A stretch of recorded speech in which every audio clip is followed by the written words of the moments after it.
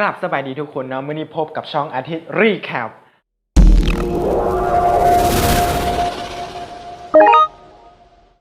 มื้อนี้เฮาสิมารีแอคชั่นเกี่ยวกับการประกวด Miss Universe ลาวในรอบ Final Show นั่นเองเนาะเฮามาเบิ่งกันว่า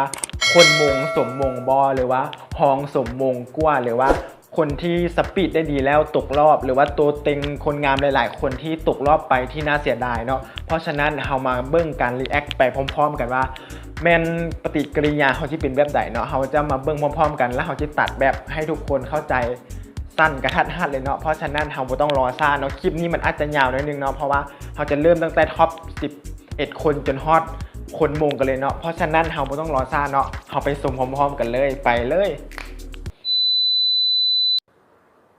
ต้อนรับทุกท่านเข้าสู่การประกาศผล 11 คนสุดท้าย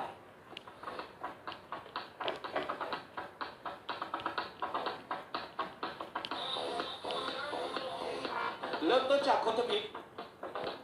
ที่ได้ยับเข้าใกล้มงกุฎหัวใจจักรวาล MUL 15พิธิดาสว่างสีดวงสายแน่นอนสาวติ๊กต้องเข้าแน่นอนเนาะคนนี้เป็นสาวแอร์โครงการก็ดีอีก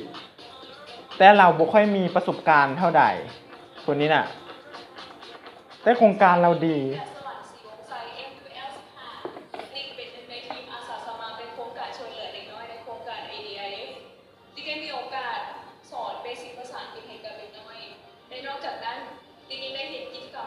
แมนคนนี้รู้สึกว่าเวลาเราเว้ากับมี empower รับปูทางโครงการค่อนข้างที่จะดีเลยเป้าหมายสูงสุด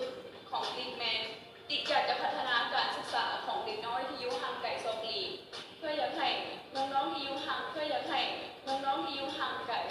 ได้มีการศึกษาที่เท่าเทียมกับเด็กน้อยที่อยู่ในเมืองเพื่อพวกเขาจะได้นำกลับไปพัฒนาสูงสุดของพวกเขาเองและอยากเป็นกระบอกเสียงให้กับความเทียบเท่าทางเพศระหว่างหญิงชายและ LGBT คนลุกเลย open mind respect accept all LGBT because they are a movement same like us คนนี้เราค่อนข้างที่จะเอาใจกระเทยหน่อยนึงเนาะคำเว้าของเราดีใจเราจนน้ำตาซึมเลยอ่ะคนที่สองผู้ที่จะได้มีโอกาสในมื้อนี้ MUL โยแน่นอนเราต้องเข้าแน่นอนเพราะว่าประสบการณ์ค่อนข้างที่จะหลายอุ้ยเป็นนี่สะดุด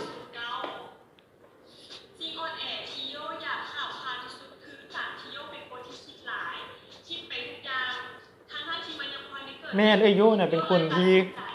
เวลาเข้าห้องดำก็รู้สึกว่าเราคิดหลายเพราะว่าการที่มาประกวดในครั้งนี้จะมีอุปสรรคหลายอย่างไม่ว่าจะเป็นนางงามน้องมีแต่คนงามและมีแต่คนมีความสามารถหลายโยนเลยอยากจะพัฒนาตัวเองและก้าวผ่านจุดที่ว่าตัวเองคิดหลายนี่มาให้ได้บอกเลยว่าโยกับบริเดนกว่าคนอื่นเลยเราเป็นคนหนึ่งที่มีประสบการณ์ค่อนข้างที่จะหลายและก็ผ่านการประกวดมาหลายอีกนะแต่เรายังมีความกังวลในการย่านอยู่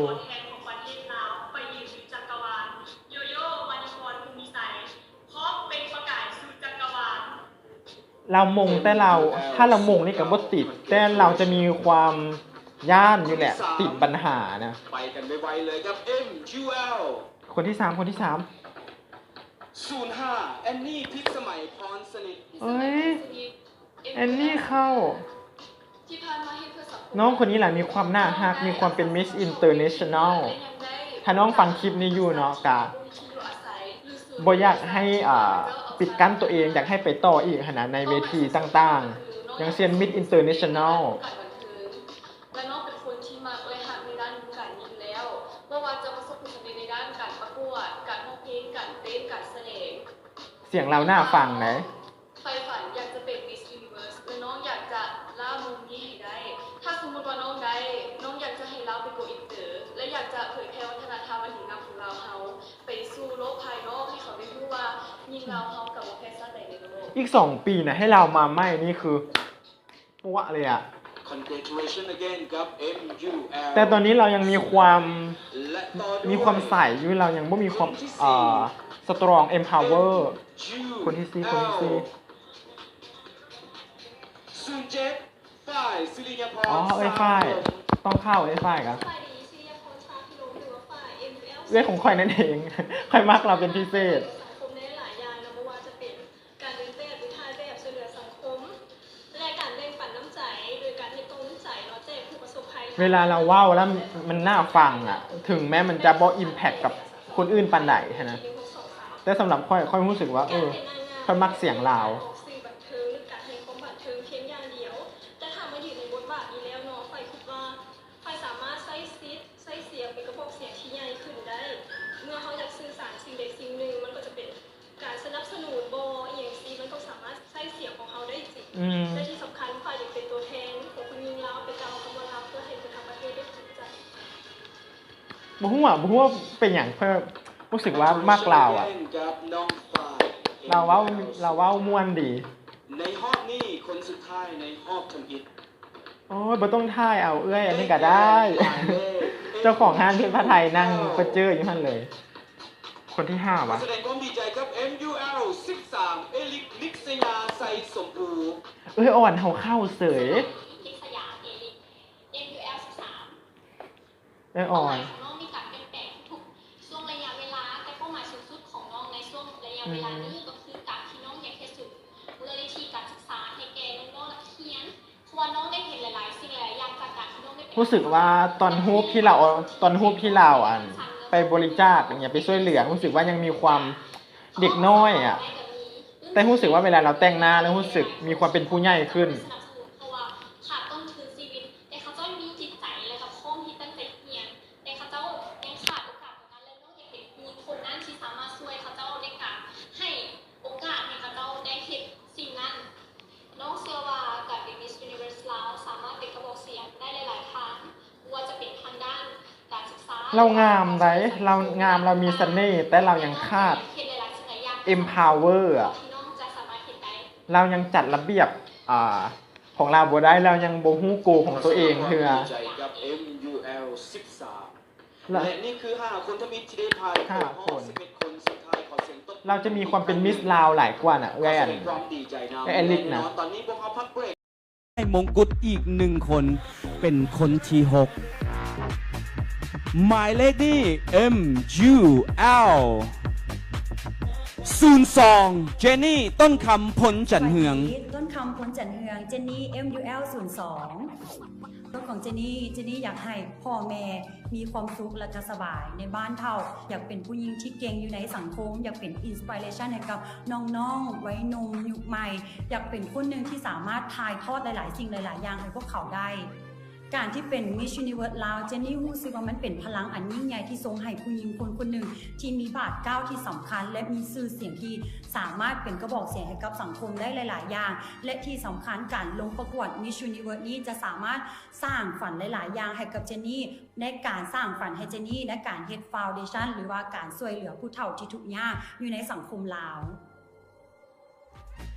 MUL 02 ไปที่คนที่7แมนหมายเลขที่ทุกคนลุ้นกันหรือบอข้าพเจ้าโบฮู้เพราะว่าคณะกรรมการเป็นคนให้คะแนนกับ MUL 12 แอลลี่ปารมีสารธนี ไปดีปารมีสารธานี MUL 12 สิ่งอ่อนแอที่อยากข้ามผ่านที่สุดก็คือใจตัวเอง เพราะน้องเคยเป็นคนที่บ่มีความมั่นใจในตัวเองเลยเฮ็ดให้น้องเสียหลาย ๆ โอกาสที่ควรจะได้รับเป้าหมายสูงสุดของน้องก็คือการได้เป็น Miss Universe ลาวในปีนี้ และนี่คือความฝันของน้องที่น้องใฝ่ฝันมาตั้งแต่น้อย น้องอยากเอาความรู้ความสามารถประสบการณ์ทั้งหมดที่น้องมีสร้างความภูมิใจให้คนลาว เพราะว่าน้องอยากเป็นกระบอกเสียงให้กับวัยหนุ่มลาวทุกคน และน้องก็อยากเป็นแรงบันดาลใจให้กับเด็กน้อยที่อาศัยอยู่ชนบทที่ด้อยโอกาสทั้งการศึกษาหรือว่าความรู้อย่างต่างๆ น้องอยากเป็นคนนั้นที่ช่วยเหลือกับเจ้าให้โอกาส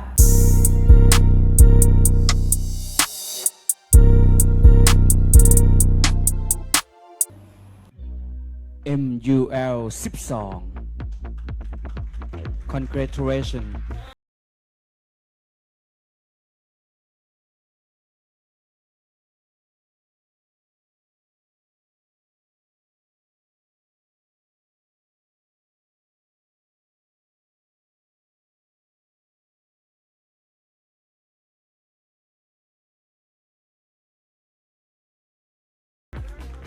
สบายดีอาหงแสงดารา MUL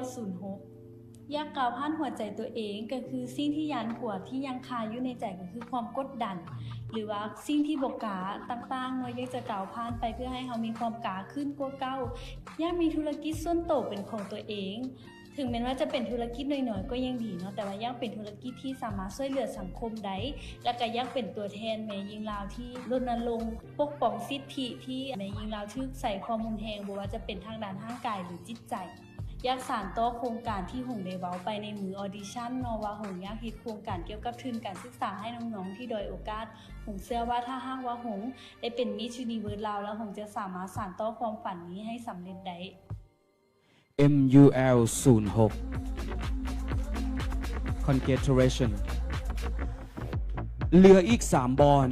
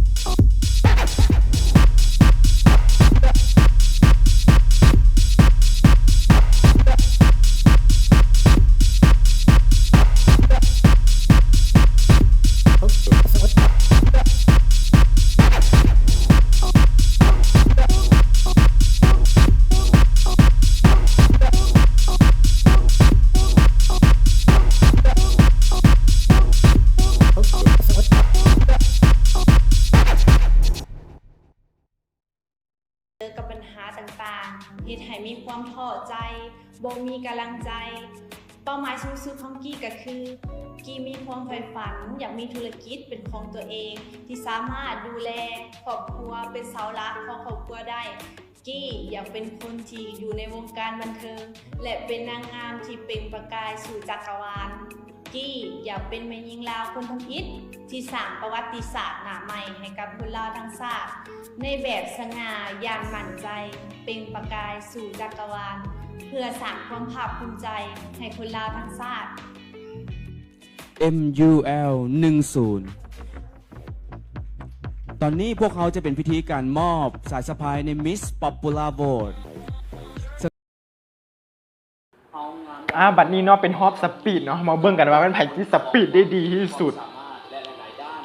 เขาจะมาเบิ่งสาวลาวสปีดเนาะว่าสาวลาวเขาที่สปีดได้สตรองหลายขนาดใดแมนดีแล้วที่เฮ็ดอันนี้ขึ้นมาขนาดให้นางงามเขามีความไหวพริบซึ่งมีหัวข้อที่มีชื่อว่า Tell me about your goal หรือบอกพวกเขาแน่ว่าเป้าหมายชีวิตของเจ้าแม่นหยังแมนเอาละตอนนี้ถ้าพร้อมแล้วถึงไอ้ต้าจัดจะโปรดักชั่นจะบ่ได้ดี แต่เราเฮ็ดขั้นตอนให้นางงามมีอีหยังเข้าใจบ่มีสตอรี่มีเรื่องราวขนาดถือว่าไอ้ต้าเป็นคนนึงที่จัดกองประกวดกับให้นางงามแบบโชว์ศักยภาพโชว์ความสามารถของตัวเองก็รู้สึกว่าชื่นชมไอ้ต้าอะไรถึงแม้เราจะจัดได้สักนิดก็โอเคแล้วหั่นนะฟังเราว่า I am standing here Everyone is unique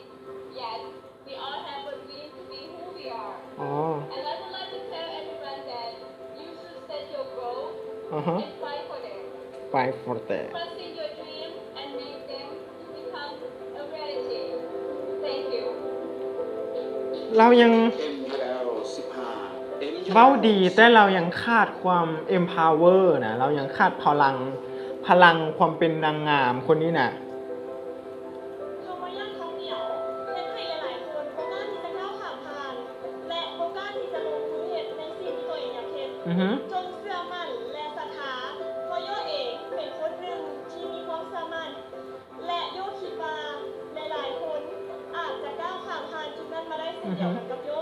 แม่น Believe in yourself and you can do it thank you บ่ตายใหม่ได้โยนะบ่ตายใหม่คนนี้บ่ตายใหม่คือว่าโอเคเลยบ่ตายใหม่ถึงแม้เราจะมีความย้านความกลัวมาเบิ่งแอนนี่โอ้ยใจเย็นลูกใจเย็นใจเย็นบ่จำเป็นต้องเว้าไวก็ได้ขอแต่เว้าให้มีความ empower น่ะบ่ต้องฟ้าวก็ได้เอมมี่หายใจเข้าลึกๆแล้วก็ออกมาเลยตบมือให้เราไปเวทีอื่นให้เราไปฝึกอีกจาก2 ปีเอ้ยฝ้ายโอ้ยฝ้า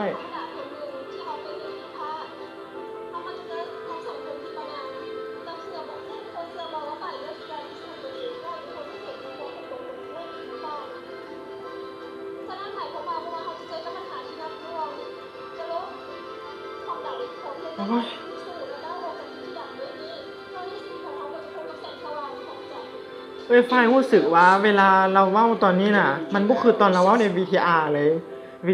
VTR เราเว้าน่ะ impact กับคนเบิ่งกว่าแต่ตอนนี้เราอาจจะกังวลย่านอลิส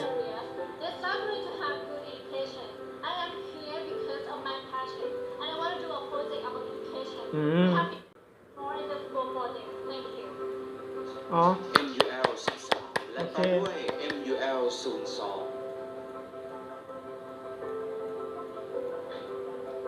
เจนนี่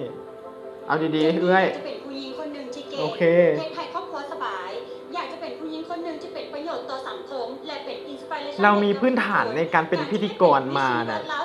2021เจนนี่ยังคงเชื่อว่าจะสามารถเล่าเรื่องราวในชีวิตของเจนนี่ที่เริ่มต้น โอ้โหเว้าเป็นคำลาวชัดเจนเลยและแห่งพักดันให้กับทุกคนให้ก้าวสู่ไปจักรวาลไปพร้อมๆกันกับนี่แหละ Passion of my life เป้าหมายของเจนนี่กระแทกแบบนี้แหละเข้าใจอยากเห็นอีหยังแบบนี้แหละนางงามลาวนะบ่อยากเห็นแบบนี้โดยเข้าใจสำหรับคำถามแล้วนี้บ่เอาละ Who are you or where are you โอ from? เค If you have a passion, just make it real. Do what you want to do. Be what you want to be. This is real me. I'm here. I just want to be. คนนี้บุควร And I just want to be inspired. คนนี้ควรไปอยู่ในท็อป 3 เลยอีหลี Thank you. ดีน่ะ MUL 12 แต่เราอาจจะหลายเกินไปแล้วอาจจะพยายามเกินไปก็ถือว่ามันโอเคนะกับเป็นลดความพยายามเราเป็นตัวของตัวเองอีกน้อยนึงกับอาหง ที่ทุกคนเห็นว่าผมอาจจะเป็นผู้หญิงโสดน้อยสำหรับ แม่ การที่จะเป็นแต่ผมจะใส่ความ เราตัวน้อยอีหลี และเพียงตามความฝันของ เราสูงเพียงแต่63เอง ผู้หญิงโสดน้อยก็มีความสามารถและสามารถเป็นมิส อืม ยูนิเวิร์สได้ โอ้ยเอาอีกเอ้ยพูดน้อยโพดยังไม่จับใจเพื่อส่วนหนึ่งวัน ภาพที่เขาจินตนาการในหัวเล่มนี้เขาได้มีโอกาสมาสัมผัสมาในประเทศมนุษย์โดยที่เขาเองในเวทีมิสยูนิเวิร์สได้ อือฮึ แต่ทุกคนนะจะบอกว่าหน้าตาเขาแปลกแต่คนก็ยังเชื่อมั่นว่าธรรมศาสตร์เป็นศาสตร์ในคนมองเขาขอบใจ MUL 01 MUL เราเว่าแบบ ต้องการในการประกวดปีนี้ ดีน่ะ น้ำตาคอ อืมทั่วประเทศลาวที่มีความเป็นฝันในเป็นมิสยูนิเวิร์สลาว ถ้าเราลองเปิดใจฟังพวกเขานะ มันจะ ในมิสยูนิเวิร์สลาว อิหลีอิมแพกอะ ว่าได้คำถามเรื่องเอกลักษณ์ของความเป็นลาวไปเผยแพร่ที่ต่างประเทศและสาวโลกในเพราะว่าประเทศลาวเขานั้นมีสำแดง แมนครบแต่ไอต้าที่เฮ็ดอันหอมนี่ขึ้นมานะผมรู้สึกว่า MUL มันได้ฟังความในใจของข้าเจ้าอะฮะนะมันดีอีหลี คนที่มีเป้าหมายชัดเจนและมุ่งมั่นบนวิธีการพัฒนาตัวเองความฝันอันสูงสุดของกี้ก็คือกี้อยากเป็นนักธุรกิจหญิงที่เก่งคนหนึ่งที่สามารถเลี้ยงดูครอบครัวได้ และเป้าหมายตอนนี้ที่กี้อยากเป็นก็คือ The Next Miss Universe Love 2020 โคตรงามเลยคนนี้ ที่กี้จะไปโชว์ศักยภาพของตัวเอง อยู่บนเวทีระดับสากลขอบคุณค่ะ MUL 10และนี่คือกระหอบสปีชของสาวงามทั้ง 11 คนและเดี๋ยวพวกเขาจะกลับ ได้เห็นนางงามลาวแบบนี้แหละได้เห็นแบบนี้ นี่เป็นฮอปชุดลอยน้ำอันนี้ อยากให้เอาโลโก้ Miss Universe ออกแล้วจงแต่น้ำออกให้มันจะงาม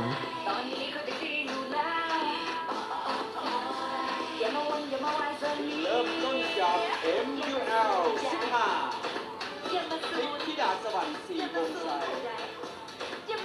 สาวติกสาวติกไปใส่เบิ้งรายการย่างของเราอยากให้กรรมการคนเบิ้งยุคไก่กว่านี้ขนาดเห็นหัวกรรมการและแปลกๆสาวติกย่างบ่ค่อยดีบันได ต่อกับ MUL 09 เราย่างบ่ได้เลย มันอาจจะเป็นเวทีแคบ ถ้าไอ้ตาเฮ็ดเวทียาวมานะมันจะโอเคกว่านี้ยาวมาย่างประมาณ15 ก้าวนี่มันจะโอเคเลย เพราะว่าเราเฮ็ดเวทีขวางแบบนี้นะขวางให้นางงามย่างอ้อมตามอันแบ็กกราวด์ทางหลัง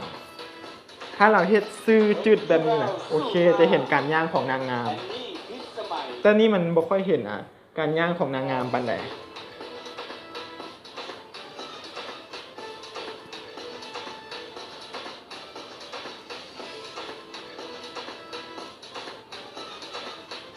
อันนี้ก็โอเคเรามีเสน่ห์อ่ะ MUL 07 เรายังมีความเป็นแม่ยิงลาวหน้าฮักสดใส อุ้ยฝ้ายเรายังมั่นใจได้ แต่เราบ่มักยิ้มแบบนี้น่ะไอ้ฝ้าย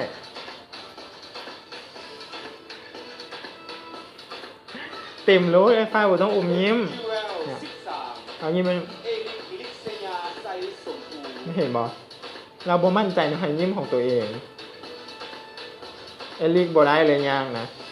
เก่งๆกลางๆมันอาจจะเป็นเวทีแคบแหละบางคนฝึกมันดีฮะนะแต่มันเจอเวทีอันนี้ก็ตายคือกันแหละเห็นบ่ MUL 02 เจนนี่ต้นคำคน เบิ่งเอ้ยเจนโอเคก้าวขาวเนี่ยก้าวขายาวดี เห็นบ่มันเป็นเวทีแคบแล้วก็บ่มักอันย่อยอยู่เสื้อคือกัน อันย่อยอยู่เสื้อก็รู้สึกว่ามันเกะกะ ให้ถ้าเป็นวันพีชก็เอาอันนั้นออกเลยมันจะเห็นหุ่นนางงามนะ โอเคเอ้ยเจนกับบ่ถือว่า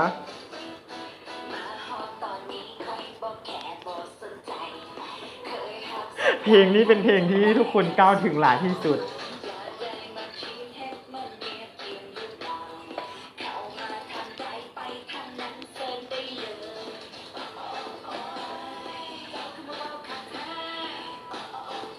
FUL 12เบื้องการย่างของเรา โอเค เราย่างดีเลยแหนมมึงกองอีก 12ต่อกันครับ FUL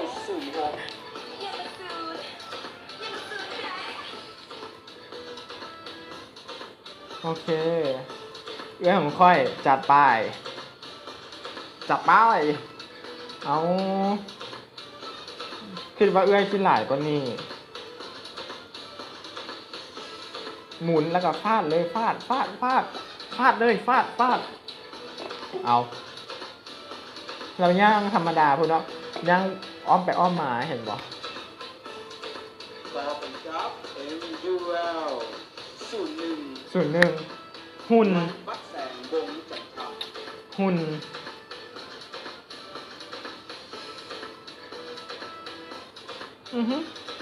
หุ่นดีคนนี้ สูงถ้าเป็นเวทียาวนะเราน่าจะสับกว่านี้ มันเลยบ่สับอ่ะมันเลยกลายเป็นนางงามย่างหอบวนแบบนี้น่ะ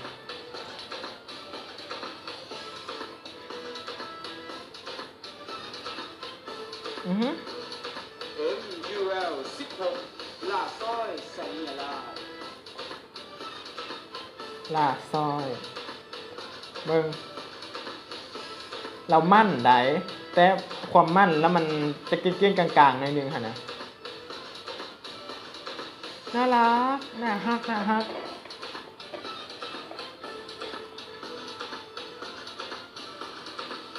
FUL 10ที่มานิดาเหม็นหวงมาลา โอ้นี่หน้า ยอมใจสร้างแต่งหน้าหลาย หน้างามเนาะแต่งจังไหนกันเอาอยู่ขนาดเจอเครื่องสำอางแบบไหนก็เอาอยู่ขนาดพูดอะฟาร่า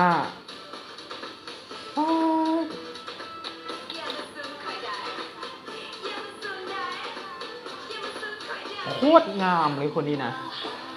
มักเอกามาฮอบชุดราตรีเนาะวันนี้เนาะ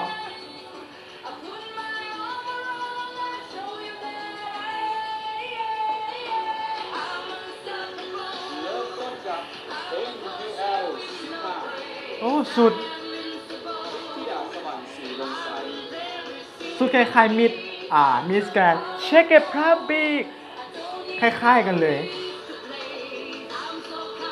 หุ้นเราดีเนาะแต่การย่างเราอาจจะ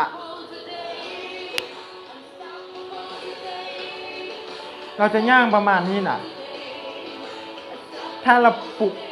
ปรับบุคลิกบล็อกคอไว้บล็อกบ่าไว้แล้วกันให้แขนมันก้าวไปแล้วกันธรรมดาครับ FUL สุดดาว แบบนี้ โยวานิพรภูมิใส แบบนี้จะโอเคเอยโยเอาขั้นมาท่ายคนนี้อีก สุดก็โอเคเลยปักเลื่อมก็เห็นทั่วไปสุดแบบนี้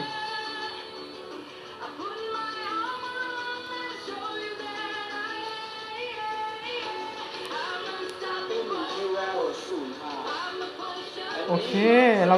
ราโพสต์จัดระเบียบร่างกายโอเคเลยโยโย่นะเห็นบอจังหวะหากล้องจังหวะโครงหน้าโอเคเลยสง่างามลูก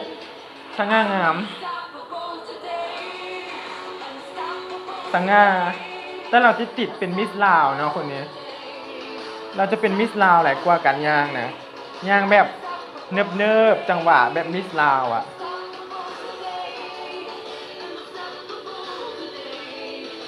MUL 07ฝ่ายศิลปนาพรสาธิลม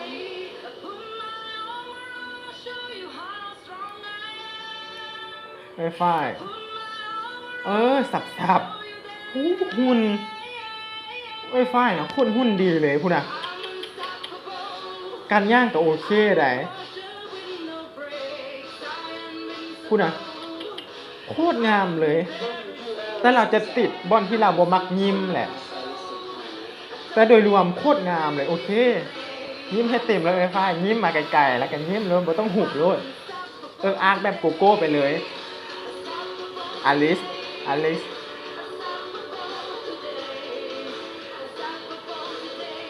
โอเคส่วนหลายอลิสเราจะติดบอนที่บ่ฟังเพลงเราจะย่างเป็นนางแบบหลายเกินไปฮะนะ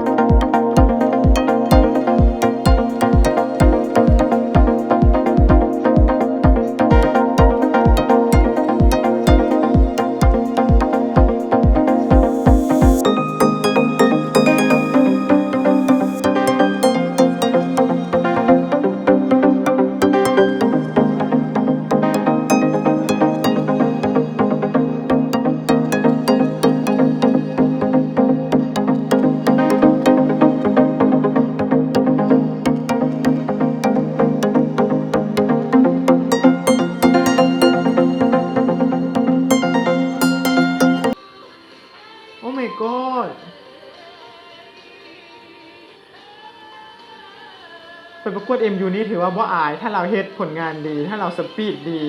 ผลงานดีน่ะสุดยอดเลยคนนี้น่ะ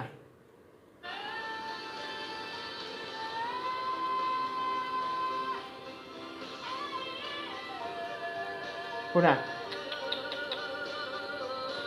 แต่สุดเราเคยเห็นอันมิสแกรนเซกิเชคเก็ตพับบิทเคยใส่คนนี้น่ะมาขอต้อนรับทุกท่านเข้าสู่การประกาศผล6 คนสุดท้าย6 คนสุดท้ายแล้วแบบนี้มาทำมาลุ้นนำกันว่าไผ่จะเข้ารอบเอาแปลว่าไผ่สมควรเข้ารอบหรือว่าไผ่บ่สมควรเข้ารอบทำบ่เบิ่งนำกัน การย่างทุกฮอบสปีดสำหรับ เริ่มต้นกับคนทำอิฐที่ได้ยับเข้าใกล้มงกุฎหัวใจแห่งจักรวาล 12 ต้องเข้า 02 ต้องเข้า 09 ต้องเข้า 12 แอรีปารมีสารธนี แน่นอน 12 ต้องเข้าบ่เข้าบ่ได้ ถ้าบ่เข้านี่เขาจะไปยังเข้าคือบ่เข้า เราให้ผลงานแบบดีๆ มักจริตลาวจริตแกน คนที่สอง คนที่สอง ได้แก่ 02 09 ใครดี 010 01 MUL 01 วันแสงลมจันทร์ แน่นอนบ่เข้าบ่ได้บ่ตกท็อป 6 แน่นอนคนนี้ MUL 01 มักจริตลาวจังซี่นะ คือยังอแมนด้าดีแบบนี้ คนที่สามเซอร์ไพรส์ MUL 05 แอนนี่พิสมัยพรสนิท น้องบ่ต้องอึ้งค่อยคืออึ้งคือกัน เฮ้ย MUL 05 แอนนี่พิสมัยพรสนิท ว้าว เดินทางมาครึ่งทาง โอ้ my god ตกใจ 3 คน เหลือเพียงแต่อีก 3 บอลเท่านั้นกับสาวงามอยู่ทางด้านหลั อันนี้เข้าหอบอ่ะ คนที่ โอ้คนที่สี่ move on คนที่สี่ยังอีก 4 สาม ได้แก่หมายเลข 02 MU 07ฝ้าย 02 เจนนี่ต้นคำพ้นจันเฮือง บ่เข้าบ่ได้ ต้องเข้าท็อป3ก็ต้องมีเรา MUL 02 เจนนี่ต้นคำพ้นจันเฮืองขอแสดงความดีใจนะเหลือเพียงแต่2 บอลเท่านั้นหายใจเข้าลึกๆสาวงามต่อไปกับคนที่ คนที่5 คนที่ 5 MUL 09 โยโย่วานิพรภูมิไซ 5โยต้องเข้าโยต้องบ่หลุดท็อป 6 หรือว่าท็อป 3 ต้องเข้าท็อป 3 หรือจับมือน่ะ โยโย่วานิพรภูมิไซ เพราะเราดีอีหลีแต่โยโย่เสียดายเรายังมีความกังวล ในทางด้านหลังของข้าพเจ้ามีนางงามทั้งหมด6 ท่าน แต่ยังคงปรารถนาที่จะได้ยินเสียงเอิ้นสื่อ สุดท้ายฝ้ายยังบ่เข้า 07 ยังบ่เข้า 10 ยังบ่เข้า สาวแอร์ก็บ่เข้า อย่าบอกนะว่าสาวแอร์ตกตุบ คนสุดท้าย ไม่ฝ้าย ที่จะผ่านเข้ารอบ6 คนและยังมีโอกาสไปต่อ และนับเข้า 07 หัวใจแห่งจักรวาลมงกุฎเพชรแท้น้ำงาม กับหมายเลข MUL 10 กีมานิดาแน่นห่วงมาลา Congratulations 10พูดเราให้เลย MUL 10 กีมานิดาแน่นห่วง เราดีใจ ขอแสดงความดีใจนำและขอเสียงตบมือดังๆให้กับสาวงามที่ทางด้านหลังพวกเจ้าเฮ็ดดีที่สุด ฝ้ายค่อย งามที่สุด ค่อยไปแล้ว และนี่คือ สาวแอร์ไปแล้ว คนสุดท้ายของ Miss Universe ลาว2000 อลิกไปแล้ว เพราะตอนนี้พวก มาเขาจะมาเบิ่งการฮอบตอบคำถามเนาะไผ่ที่ผลงานได้ดีสำหรับ ในรอบนี้จะเป็นการตอบคำถามเป็น2 รอบด้วยกันของสาวงาม แปลว่าจะตอบใน2 ข้อต่อ1 คนรอบทวิตจะเป็นการตอบคำถามจากหมู่นางงามน้ำกัน ที่ได้เขียนคำถามไว้และพวกเขาได้แรนดอมเอาคำถามที่ดีที่สุดมา6 คำถาม และแปลว่าต้องตอบคำถามจากหมู่กันเอง และอีก1 รอบแมนจากคณะกรรมการ เอาละตอนนี้ถ้าพร้อมแล้วพวกเขามาเริ่มต้นกับการตอบคำถามจากหมู่นางงามเริ่มต้นจากหมายเลข MUL 16 ว่ะ 12 แอรีปารมี แอร์เร่ ให้น้องจับสลักคำถามน้องแอรีจับสลักคำถาม มักความมั่นเราอะเฮ็ดได้ดีลูก สู้เขาลูกอย่ายอม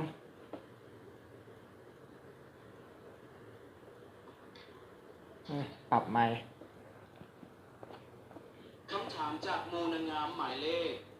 MUL 03 น้ำทิพย์ประพันธ์ น้ำทิพย์ ถ้ามื้อหนึ่งเจ้าได้มีโอกาสเบ้ากับคนที่สิ้นหวัง เจ้าจะมีวิธีเบ้าแล้วใดเพื่อให้เขาเจ้านั่นเกิดกำลังใจ เริ่มต้น30 วินาที สำหรับน้องจะบอกคน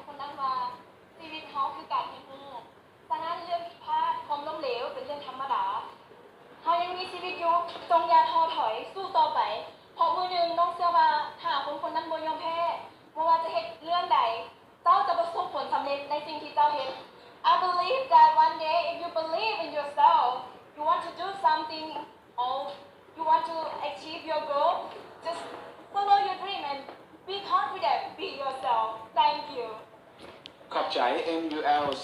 12ต่อด้วย MUL I believe in yourself วันปักแสงวงจันทำ มาสาววันบักแซง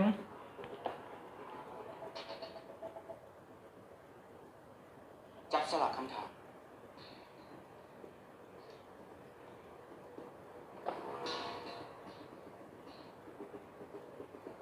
โอเค ต้องเลยจับสลากใหม่เพราะถือหมายเลขตัวเอง เอาตัวซิทคอมขนาดค่อยคิดตอบคำถามตัวเองเนาะเพราะว่าเขาเป็นคนเขียนเองค่อยกระทึกคำถามค่อยนึกออกบ่ ดวงจับทึกคำถามตัวเองมามันเลยลูก ได้มูลนางงามหมายเลข MUL 15 ติ๊กธิดาสวรรค์ศรีวงไซคำถามจากหมู่คือประเพณีลาวบอกสอนให้แม่หญิงลาวต้องเป็นผู้ฟัง เป็นผู้ตาม เป็นผู้เฮ็ดตามคำสั่ง และเป็นผู้เฮ็ดเวียกเฮือนให้หลายกว่าเพศชายในอดีต เพราะว่าสิ่งเหล่านี้แม่นผู้หญิงลาวควรปฏิบัติ และในยุคปัจจุบันนี้เจ้าคิดเห็นในสิ่งนี้แนวใดจงอธิบาย น้องคิดว่ายุคสมัยแต่ก่อนผู้ชายจะมีสิทธิ์กว่าผู้หญิงซึ่งหากกล่าวกระโดดขันมาหอดทุกมือนี้คือผู้หญิงกับผู้ชายจะมีสิทธิ์เท่าเทียมกันขนาดก็ควรแบ่งหน้าที่กันเฮ็ดเวียกช่วยเหลือกันของของกัน เข้าใจกับ MUL 0 เป็นอย่างต้องแบ่งหน้าที่แล้วก็ช่วยเหลือกัน และต่อด้วย MUL เวียกทุกสิ่งทุกอย่างต้องมีทุกคนมีส่วนร่วมนำกัน เพื่อจะให้มีสิทธิเท่าเทียมแล้วก็ก้าวไปนำกันกับ ได้หมายเลข MUL 01วันปักแสงวงจันทร์ได้ วั เข้าน มา ปัก เข้า แส ศึกษาคำถามคือ ไอ้จ้ากับอึ้งคือกัน เห็นแล้วใดกับบ้านเฮาที่มีทางรถไฟความไวสูงจงอธิบายเป็นเทรนเลยตอนนี้ สำหรับน้องตอนนี้เนาะทางรถไฟก็ถือว่าเป็นผลประโยชน์สำหรับคนเราหลายๆคนที่ว่าเดินทางไม่ว่าจะเป็นทางหลวงพระบาทที่ว่าโรงเรียนหรือต่างๆคือว่ารณรงค์ในการมลพิษแล้วตัวนี้มันคงยังเพิ่มความไวให้เราได้เคลื่อนย้ายไปหลายที่และที่สำคัญก็คือน้องคิดว่ามันเป็นสิ่งที่ดีที่ว่าคนจีนที่ว่าคนจีนได้มาช่วยให้เราพอมีรถไฟใช้ในปัจจุบันนี้เขาเข้าใจ อันนี้เราค่อนข้างที่จะตอบลงทะเลหน่อยหนึงอ่ะ เราบ่ตอบทุกจุด ใจเย็นๆเศร้าๆ แม่รถไฟการเปิดก็เพื่อเพิ่มการกระตุ้นเศรษฐกิจให้บ้านเมืองของเฮามีคนเข้ามาลงทุนหรือว่าเฮ็ดให้เศรษฐกิจมันเฟื่องฟูดีขึ้นกว่านี้เนี่ยเพราะว่าทางบ้านเฮาบ่มีทางออกสู่ทะเลนี่ก็เป็นทางหนึงที่จะติดต่อสื่อสารคมนาคม 13เอลิกลิกสนาไซสมภูมูได้ถามน้องว่าถ้าเจ้าได้กลายเป็นอินฟลูเอนเซอร์ในโซเชียลเจ้ามี Influencer ในการโน้มน้าวให้นักเรียนนักศึกษาในปัจจุบันตั้งใจเรียนหลายขึ้น สอนออนไลน์มั้ง เป็นคนหนึ่งที่มีอิทธิพลในสังคมและโลกโซเชียล เป็นบุคคลหนึ่งที่สำคัญ เจนนี่เองอยากเชิญชวนและรณรงค์ให้ทุกคนเป็นแบบอย่างที่ดีให้กับน้องๆว่าการศึกษาเป็นสิ่งสำคัญและเป็นเป้าหมายที่จะพาทุกคนไปประสบผลสำเร็จในหน้าที่เรียกงาน และสามารถประสบผลสำเร็จในทุกๆด้านที่ตัวเองต้องการหากตัวเองมีความตั้งใจเรียนเป็นคนดีของสังคม เป็นคนดีของครอบครัว เป็นคนดีทุกๆคน แล้วเจ้าจะประสบผลสำเร็จในชีวิตของขอบใจ ก็ถือว่า โอเคก็ถือว่าอยู่ในพื้นฐานของคำถามก็ถือว่าโอเคเนี่ยอยากเห็นกับโยโย่สูสีกับไอ้เจนเลยมวยนะ ในสถานการณ์แพร่ระบาดของเสื้อโควิด -19 เจ้าคิดว่าเฮาทุกคนสามารถช่วยเหลือหยังกันได้แน่ โดย ขอตอบได้ว่าคำถามนี้ อยากตอบเพลง พยาธิโควิดกำลังแพร่ระบาดอยู่สิ่งแรกที่ว่าเขาควรเหตุก็คือให้กำลังใจกันเนาะเพราะว่าการที่ให้กำลังใจเป็นสิ่งสำคัญ และต่อมาโยคิดว่าการช่วยเหลือพอโยคิดว่าบางคนอาจจะบ่ได้เฮ็ดเวียกหรือว่าตกงานเนาะตัวนี้คืออยากให้ช่วยเหลือกันอย่างเต็มที่และนอกเหนือจากนั้นก็คืออยากให้ทุกคนยอมรับในตัวนี้เนาะเพราะว่ามันไม่ได้มีแต่ประเทศลาวที่เกิดขึ้นตัวนี้พยาธิโควิดคือมีทั่วโลกอยากให้ทุกคนเข้าใจตัวนี้และเป็นกำลังใจให้ ทุกคนเข้าใจก็โยโย่ MUL 0 แต่ โยโย่ ต้อง ภูมิไซต์ ล็อกดาวน์จริงจัง มีเงินเยียวยา ถ้าตอบแบบนี้นะจะได้ใจของคนลาวไปเต็มๆล็อกดาวน์ได้เงินเยียวยาแบบนี้นะ แล้วก็หาเวียกให้คนตกงาน ได้คำถมจากหมู่ที่เข้ารอบ11 คน MUL 06อาห โอง เค แสงดาราเจ้าจะให้กำลังใจกับเด็กน้อยที่มีปมด้อยด้านครอบครัวแนวใดเพื่อให้พวกเขาเจ้านั้นเข้มแข็งขึ้น สำหรับน้องแล้วเด็กน้อยที่ว่ามีปมด้อยทางครอบครัวน้องจะบอกเด็กน้อยทุกคนนั่นมาให้มีกำลังใจถ้าเกิดมาเป็นมนุษย์ย่างหน่อยแต่ควรภูมิใจในสิ่งที่เขาเป็นควรภูมิใจว่า ฮะ อยู่นี่ หายใจเข้าลึกๆเลย เขามีความเป็นตัวของเกิดมาถึงว่าครอบครัวเขาสิบ่มี ค่อยซดใหม่ ฐานะหรือว่าบ่มีเท่าเทียมกับคนอื่น แต่เขายังมีคุณงามความดี หรือว่ามีครอบครัวที่หักสิ่งที่สำคัญ ครอบครัวอย่างเอ้ย เขายังมีแม่ผู้ให้กำเนิด บ่แม่น ที่หักและก็ดูแลเราอย่างเต็มที่ เราจะประมวลคำถามบ่ได้อ่ะ ที่มณิดาแน่นห่วงมาลาเอาละตอนนี้การตอบคำถามในหอบของหมู่เพื่อนได้จบ คำถามมันคือเด็กน้อยที่มันโดดเดี่ยวเนี่ยมันไม่ได้มีคำถามที่มีแม่ไหน UL 09โยโย่วานิพรภูมิใจ เจ้าเก่งไหลโยโย่เจ้าเข้าท็อป 3 ได้เลยอ่ะ UL สุดยอด 09 Congratulations คนที่สอง อีก2บอลเท่านั้น คนที่สอง คนที่มีโอกาสยับเข้าใกล้มงกุฎอีกคนที่2 เจนนี่ และมีสิทธิ์ที่จะไปประกวด Miss Universe 2011 ได้แก่หมายเลข MUL 10ยี่มณิดาแน่นห่วงมาลา แน่นอนว่าเราต้องเข้าแน่นอนคนนี้เนาะ MUL 10ยี่มณิดา บ่ผิดคาดคนนี้ Congratulations แต่ในหอบอย่างก็สปีดเราอาจจะเห็นผลงานได้ค่อนข้างที่จะต่ำตัวมาตรฐานของที่เราเฮ็ดไว้ 1 คนนั้นมีสิทธิ์ที่จะผ่านเข้ารอบท็อป 3พวกเจ้าเดินทางมาไกลอีหลีข้าพเจ้าขนลุกตอนนี้ ขอเป็นกำลังใจให้สาวงามของพวกเขาสู้กันต่อ ให้แผลคนสุดท้าย และคนสุดท้าย คนสุดท้ายให้แผล ที่จะได้ผ่านเข้ารอบท็อป 3 ได้แก่หมายเลข MUL 02 เจนนี่ต้นคำพลจันเฮือง MUL บ่ต้องเบ้าเลยคนนี้ มัน 100% อยู่แล้วถ้าบ่มีลาวนี่เป็นไปบ่ได้ ขอแสดงความดีใจกับสาวงามทั้ง 3 คนทางด้านหลังพร้อมพวกเจ้าเฮ็ดดีที่สุดและเข้มแข็งหลายขอเชิญพักผ่อนและนี่คือท็อป 3 ของ Miss Universe ลาว 2021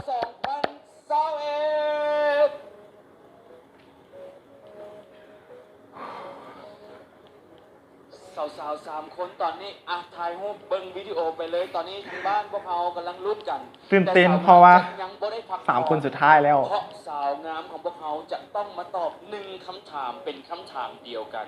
และตอนนี้จะพาทุกคนนั่นไปสู่การตอบคำถามเชิญสาวงามมาทางด้านของไอต้าเลย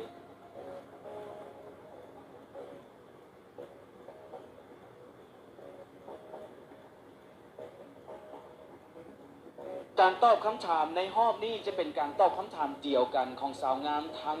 3 คน และอีก 2 คนจะถูกปิดด้วย จะถูกการปิด ปิดหู ปิดหู 2 คนแล้วให้อีกคนนึงแม่นไปตอบประมาณนั้น เสียงหมายเลข MUL 02 และ MUL 10ทางด้านหลังจะมีสายสะเบ้าสบายดี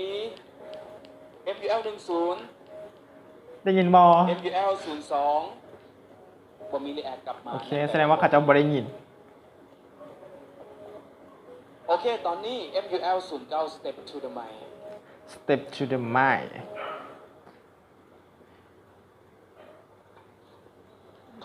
คำถามตั้งใจฟัง มีการให้เวลาตอบ 45 วินาที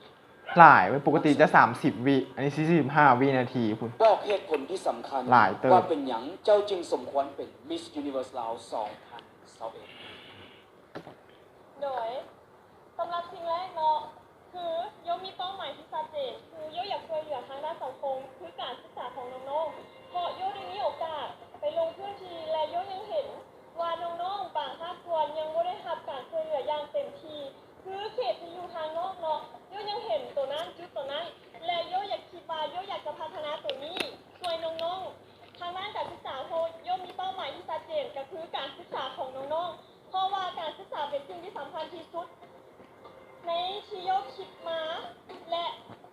โอ้ยเราช็อตใหม่น้อยนึง โยอยากเป็นตัวแทน เราช็อตใหม่ ของประเทศลาวไปยืนอยู่เวทีจักรวาลแล้วมีสายสะพายเข้ามาลาวขอขอบใจ ก็ถือว่าตอบโอเคกับอาจจะมีการกระตุกจะมีการช็อตใหม่น้อยนึง หูของ MUL 10 เบิ้งนุ่งศูนย์ตอบว่าเราคิดตอบแบบใด ขอเชิญประจำไมค์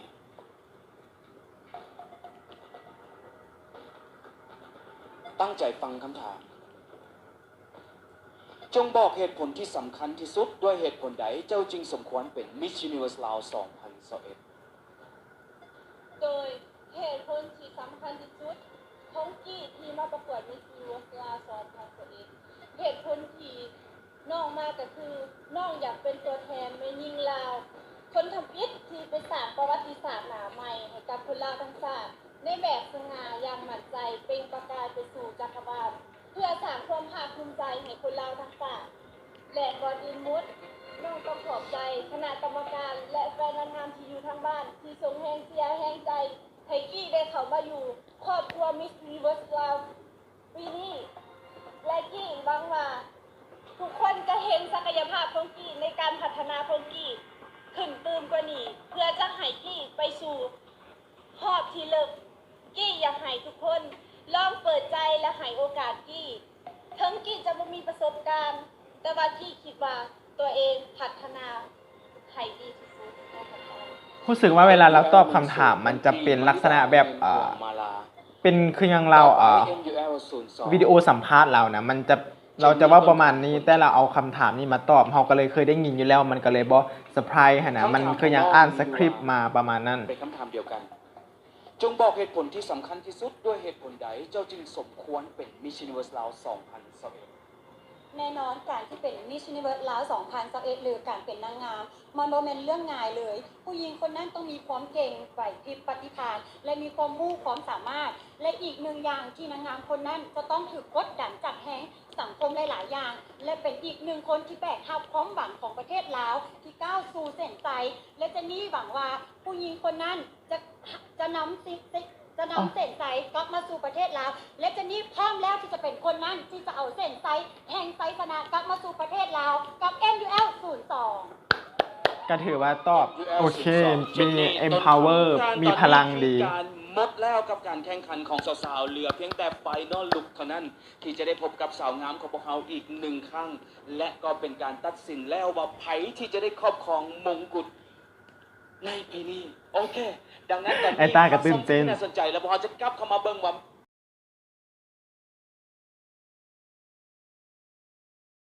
ทุกๆคนตอนนี้พวกเขาเดินทางมาไกลกันดีๆในเส้นทางของ แม่ตอนนี้ท็อป3เนี่ยเขาจะห้วนไผ่จะได้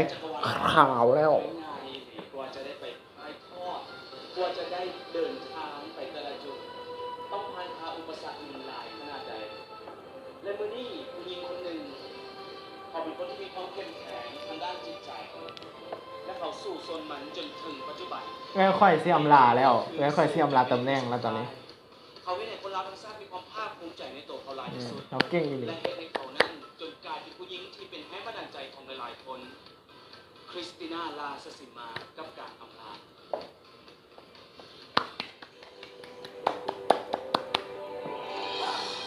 การรอคอยที่ยาวนาน แล้วมีดราม่าน่ะ เห็นบอมงกุฎตอนที่เราได้ตำแหน่งเราก็บ่ได้ใส่ เราใส่มงกุฎตัวใหม่อ่ะ ในเวที Miss Universe คริสติน่าบอกกับตัวเองเสมอว่าจะถ่ายจนวินาทีสุดท้ายบนยอมแพ้ต่ออุปสรรคใดๆและจะเป็น Miss Universe ลาวในที่สุดวินาทีสุดท้ายของการรอคอยก็ได้เกิดขึ้นถึงแม้ว่าจะเป็นช่วงเวลาที่แสนสั้นคริสติน่าก็ได้เติบโตขึ้นอีกก้าวได้สัมผัสถึงความเข้มแข็งในตัวเองความรับผิดชอบและเต็มที่ในการปฏิบัติหน้าที่อันทรงเกียรติของประเทศชาติลาวเฮาขอขอบใจโครงการ Miss Universe ลาวปี 2023 สุดนี้น่าจะจากแบรนด์อันคุนิยะ สนับสนุนทุกคนที่อยู่เบื้องหลังคริสติน่าที่ช่วยผลักดันและรวมตัวกันเป็นทีมขึ้นมาเพื่อช่วยน้องสาวคนนี้ได้สำเร็จในการไปประกวดและเป็นตัวแทนอย่างสมบูรณ์แบบขอบใจทุกกำลังใจดีๆที่ส่งมอบให้ด้วยความรักจากแฟนๆทุกคน เอ็นดูก็จะอยู่ในความทรงจำของทุกคนตลอดไป ที่งดงามของคริสติน่าตลอดไป แม่ ขอบใจครอบครัวที่อยู่เคียงข้างเสมอที่เข้าใจและเชื่อมั่นในลูกสาวคนนี้ trust ทุกคนภูมิใจไม่ต้องเสียใจไปถึงแม้จะเกิดดราม่าอย่างต่างๆกันยังให้เราภูมิใจในตัวเอง ความยินดีกับ Miss Universe ลาวคนต่อไปขอให้มีความสุขในการปฏิบัติหน้าที่และสิ่งดีๆที่จะเกิดขึ้นในวัยนี้ คริสติน่า ลาสสิมาขอเสียงตบมือค่ะถึงเป็นการจากลาแต่บอกท้ายสุดแน่นอนขอขอบใจคริสติน่า ลาสสิมา และตอนนี้ไอ้ก้าวจะ อำลา ไปพบกับสาวงาม ดำรงตำแหน่งน้อยประมาณ 5-6 เดือนเองบ่ฮอดปีเลย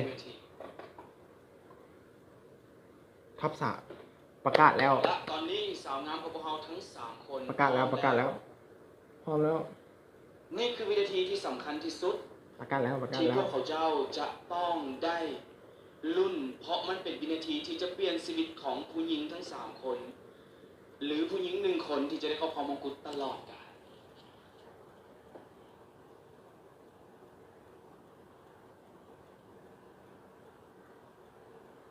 เอาละตอนนี้ขอโพลคะแนน มาแล้ว Miss Universe ลาว 2021 จะได้ครอบครองมงกุฎเพชรแท้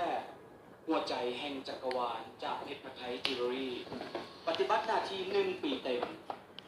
เงินสด100 ล้านกีบ 100 ล้านกี และ บ ได้รับรางวัลจาก อะไร ส วะ ปอนเซอร์อีกอย่างหลงหลาย และได้รับประสบการณ์ที่ลืมบ่ลงในชีวิต และจะเป็นการเปลี่ยนแปลงชีวิตตลอดกาลในฐานะการไปประกวด 200,000 ปลายนะ100 ล้านกีบ นางงามจักรวาลขอให้ทั้ง3คนโชคดี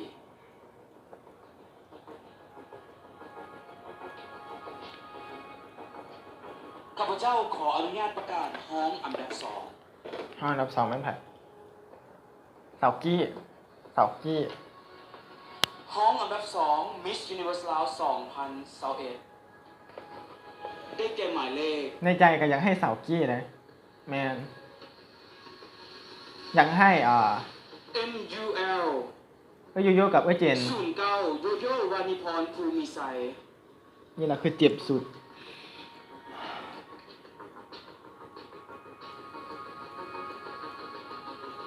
ตอนนี้ขอเชิญทานนาง เจนยูบ่ติดละ โสจิตติวงศ์ขึ้น เจนยูบ่ติด เรายูบ่ติดบอลนะตอนนี้นะ ใจเราหน้าซีดแล้วใจสั้นแล้ว ให้กับ MUL 09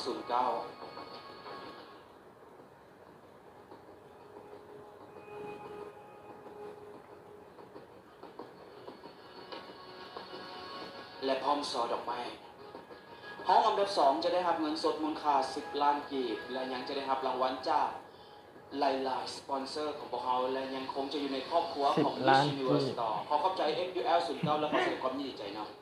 บ่คุ้มกับสุดเลย 2 สาวงามสุดท้ายสาว สุดกะ แก่ทั้ง2คน เศร้าว่ามัน2 ล้าน 3 ล้าน สาวสวร แล้ว ร บ่ ณเขตและสาวนครหลวงเวียงจันทร์หนึ่ ส ง วรรค์ ใน2 คนนี้จะได้เป็น Miss Universe ลาว 2021 อย่างแน่นอน ในนี่มี MUL 02 และ MUL 10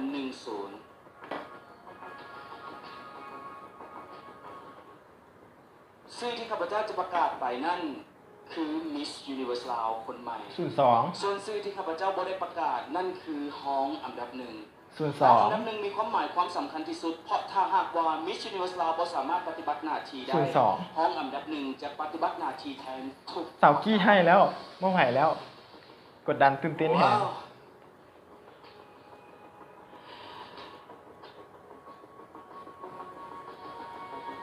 The new Miss Universe ลาว 2021 is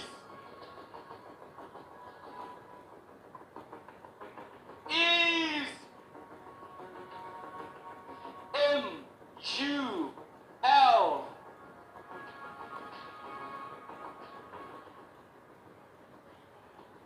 MUL 02 เจนนี่ต้นคำพ้นจันเฮือง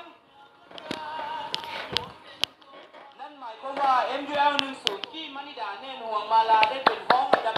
1 มักไก่กับเอลินเขาแสดงความดีใจกับ บอกพาร์ทโพลเลย คำพ้นจันเฮือง Miss Universe ลาวคนใหม่ บ่พลาดโพลเลยคนนี้บ่พลาดโพลให้เรา เราพร้อมเราเต็มที่เรา improve เรา empower เรา so beautiful เรา elegant ทุกสิ่งทุกอย่างให้เรา ขอเชิญทานท้องจันทร์ภูมิ You so amazing ท้องเลขาคณะบริหารงานส่วนกลางสาวหนุ่มประชาชน You so elegant You so empower You so speaker มิสยูนิเวอร์สลาว2021 สปีกเกอร์แปลว่าลำโพงปะแม่นจะเว่าคล้ายๆเสียงประกาศให้ทุกคนได้ฮู้เฮาเป็นสปีกเกอร์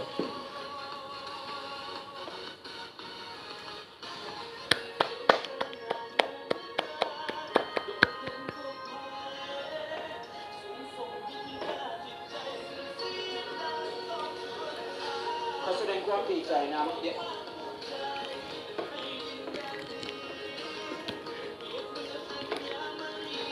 สายสะพายเป็นแพรใหม่ไม่ได้เป็นภาษาอังกฤษนะมันจะเป็นตัวหนังสือลาวซัดๆเลย มอบซอดอกไม้โดยท่านหงคำสุวรรณวงศ์หรือท่านดรหงคำสุวรรณวงศ์ National Director of Miss Universe Laos และ CEO ของ TV Lao HD แต่สายสะพายมันหนังสือมันบกเข้มมันก็เลยค่อนข้างที่จะจืดฮะน่ะมันจะบอกว่าเห็นปานใดแต่มักตรงที่เอาแพรอันนี้เฮ็ดควรจะเป็นแพร ขอแสดงความขอบใจ ถ้าเป็นแพรสีอหย่างก็สี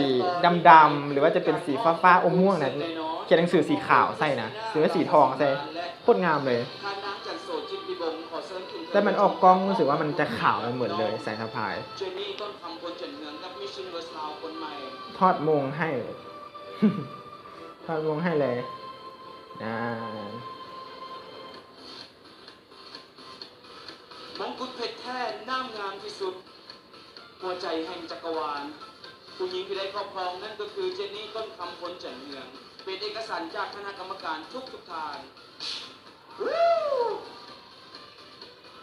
ขอแสดงความดีใจ ในขณะนี้ขอเชิญทานดรหงคำสุวรรณวงศ์ขึ้นเทิงเวทีเพื่อมอบสายสะพายให้กับน้องหมายเลข MUL 10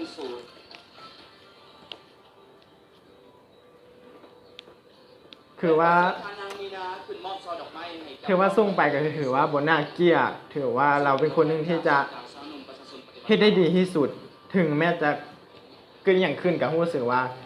เราเฮ็ดผลงานได้ดีที่สุดบ่ต้องห่วงเราเพราะว่าประสบการณ์เราหลายเราเคยเป็นมิสเวิลด์เก่ามาก่อนเรา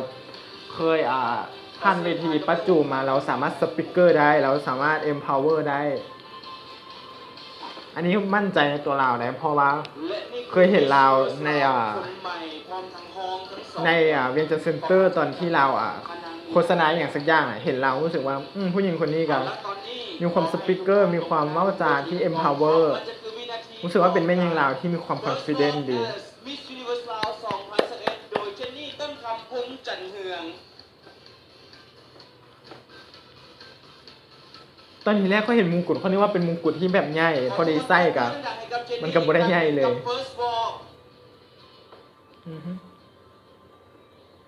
มาส่งศักดิ์ศรีมื้อนี้กับทุกคนเนาะมื้อนี้กับก้าวคำว่าสบายดีเนาะกับคลิปซ้ำนี้พร้อมกันเลยเนาะกับคลิปหน้าเจอกันบ๊ายเนาะคลิปนี้ขอก้าวคำว่าสบายดีเนาะไว้เจอกันใหม่บ๊ายบายทุกคน